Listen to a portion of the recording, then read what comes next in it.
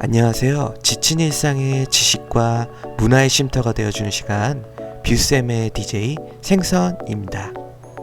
이번 주 서평으로 알려드릴 책은 친구의 친구입니다. 인생과 커리어가 바뀌는 약한 연결의 힘이라는 이 책을 한번 읽어보는 시간을 가져보도록 하겠습니다. 저자는 데이비드 버커스입니다. 원제는 프렌즈 오브 프렌즈입니다.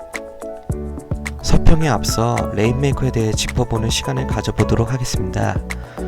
레인메이커의 사전적 의미는 미국의 인디언들이 가뭄이 들면 모든 부족이 모인 자리에서 하늘에 제사를 올려 은총의 단비를 청하는 모습에서 유래된 말로 알려져 있습니다. 근래에는 매출 실적과 우량 고객을 끌어오는 사람을 일컬어 포괄적으로 사용되고 있습니다. 저는 개인적으로 올해 초에 이슈가 되었던 영화 나란 말씀이의 한 장면인 기우제를 올리는 세종대왕님의 모습이 문득 떠올라서 이번 서평의 이미지를 한번 제시해 보았습니다. 자, 그럼 레인메이커 슈퍼 커넥터가 되어야 하는 우리의 이야기에 대해 지금부터 살펴보도록 하겠습니다. 제1장 덤바의 법칙 대 멱법칙. 알려진 인간의 심피지 크기를 기준으로 덤바는 개인이 정보 처리 능력과 지능을 최대한 발휘하여 하나의 네트워크에서 교류할 수 있는 인원은 약 150명이라고 계산하였습니다. 앞선 글을 보시면 수학이나 통계학을 전공한 사람의 글처럼 볼 수 있겠다는 생각이 드는데요. 전 사실 1도 상관없는 예술가예요. 저는 법칙이란 단어를 평소에 좋아하지는 않거든요. 근데 왜 이런 제목의 글을 시작하는가 하면 이 법칙들을 이해해야지만 이 책을 이해할 수 있다는 생각이 들어서예요. 책 제목은 소설책처럼 참 친근한데 어려운 내용을 다루고 있는 책이라고 생각이 듭니다.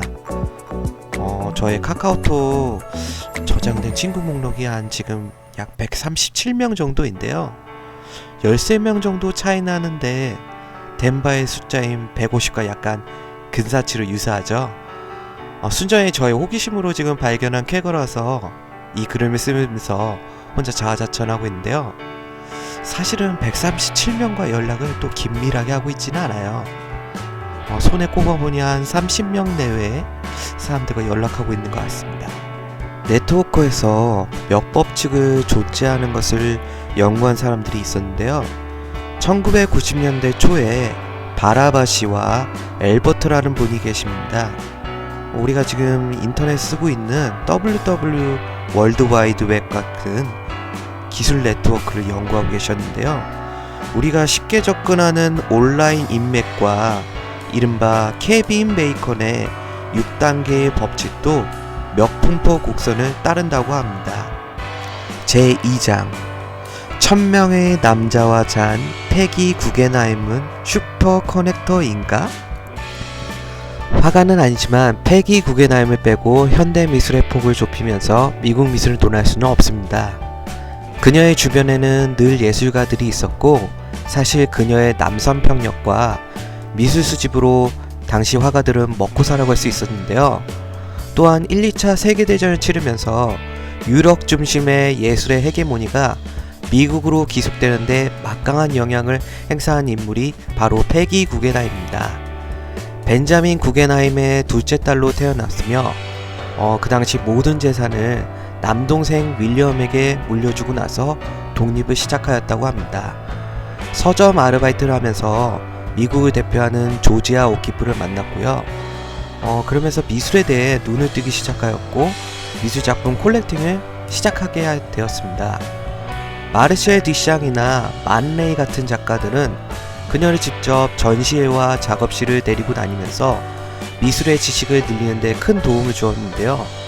그녀는 작품을 사기 위해서는 옷도 1년에 단 2-3벌 정도밖에 안 샀다고 합니다. 그렇게 지독하게 모은 돈은 모두 미술작품을 사는데 투자를 했다고 합니다. 1942년 뉴욕의 아트 오브 센츄리 갤러리를 개관하여 유럽에서 수집한 현대 미술의 작품을 활발히 미국에 소개를 했습니다. 구겐하임이 가는 곳곳마다 전시회는 대박을 쳤는데요. 그 이유는 충분한 미술 지식을 쌓게 해준 화가들의 교류와 실력 있는 작가를 알아보는 안목이 있었기 때문이에요. 21살에 거액의 재산을 물려받은 그녀는 돈으로 해결하지 못한 것이 딱 두 가지가 있었습니다. 첫 번째로는 가족 문제, 두 번째는 못생긴 코의 문제였다고 합니다. 조각가인 첫 남편 로렌스 베일은 그녀의 덕분에 먹고 살았는데요. 가정폭력을 일삼았다고 하네요. 그 불안한 환경을 보고 자란 딸 패긴 베일 구겐하임은 수차례의 자살 시도와 마약 복용으로 일찍 세상을 떠났다고 합니다. 이런 복잡한 결혼 생활과 불행한 가족사는 돈이 해결하지 못한 아이러니한 문제였습니다.